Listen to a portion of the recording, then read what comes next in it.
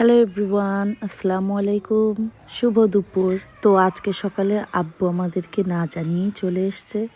যাই হোক, আজকে আমাদের আয়োজন ছিল মুরগির মাংস, মসুরির ডাল, শাক আর সামুদ্রিক একটা মাছ ভাজি। আর আব্বুই তো কিছু রসগোল্লা, মিষ্টি, দই, কুল, কলা, পেয়ারা, যেগুলো আমাদের পছন্দ, আব্বু সেগুলো নিয়ে এসছে কিনে।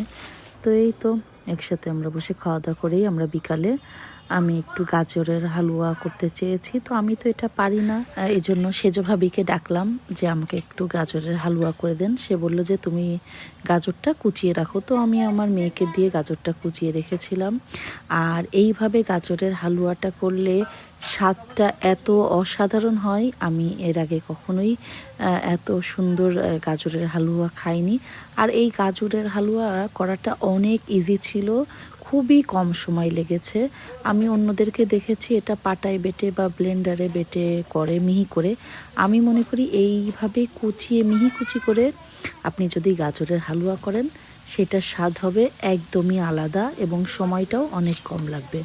তো দেখলাম ভাবি এসে প্রথমে একটু তেল দিল, তেলের ভিতরে 2-3টা এলাচ ফল, তেজপাতা আর কিছু দারচিনি দিয়েছিল। এর ভিতরে একটু সামান্য লবণ দিয়েছে। এটা দিয়ে এখন সে নাড়াচাড়া করছে। তারপরে সে এর ভিতরে পরিমাণ মতো চিনি দেবে। আমার গাজরটা যেহেতু অনেক মিষ্টি ছিল এবং অনেক পরিপক্ক সুস্বাদু ছিল, যার ফলে মিষ্টি খুবই কম লেগেছে দিতে। আর এদিকে গুঁড়ো দুধ আমি একটা কাপে ঢেলে ভাবি এটা পুড়িয়ে নিচ্ছিল। কে কে আমাদের মতো এরকম প্যাকেটটা পুড়িয়ে মুখটা লাগিয়ে রাখেন কাজ শেষে। তো এই তো এখন আমরা চিনি দিচ্ছি নাড়তে নাড়তে। আপনি যেই পরিমাণ বা যতটুকু মিষ্টি পছন্দ করেন তেমনই চিনি দিবেন। আমরা মোটামুটি ভালোই চিনি খাই, অতিরিক্ত না আবার একদমই কম না। আর গাজরটা অনেক মিষ্টি ছিল, এই জন্য আমাদেরকে চিনিটা খুবই কম দিতে হয়েছে। যাই হোক, সে এবার আস্তে আস্তে নাড়ছিল।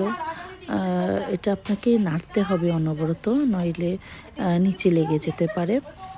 তো আমাদের এক ফোঁটাও লাগেনি। আর এই যে এইদিকে চিনির থেকে পানি ছেড়ে দিয়েছে। এরপরে সেজভাবে খানিকক্ষণ পরে কিছু 1 কাপ মতো গুঁড়ো দুধ দিল। গুঁড়ো দুধ দিয়ে এটা নাড়াচাড়া করে মিশিয়ে দিল। আর এইদিকে একটু ঘি দিয়ে দিয়েছে। আর আমি এদিকে কিছু বাদাম কুচি করে রেখেছিলাম, কাজু বাদাম আর পেস্তা বাদাম। তো আমি ভাবিকে বলছিলাম যে ভাবি বেশি করে ঘি দেন, কারণ গাজরের হালুয়াতে ঘি দিলে স্বাদটা অন্য মাত্রায় চলে যায়। আর বাদাম দিলে সেটা মুখে বাঁধে, সেটা তো বলার অপেক্ষায় রাখে না। তো সেজ ভাবি খুবই, তার শরীর খারাপ ছিল, তারপরেও আমাকে অনেক যত্ন সহকারে আমার এই হালুয়াটা তৈরি করে দিয়েছে। আমি তো গরম গরমই এক বাটি খেয়ে নিয়েছি, আর যারা যারা ছিল সবাইকেও দিয়েছি। তখনই মনে হয় আমার যা করা হয়েছিল তার অর্ধেকটাই শেষ জায়গায়। তো আর বাকিটা আমি রেখে দিয়েছি, আস্তে আস্তে খাবো।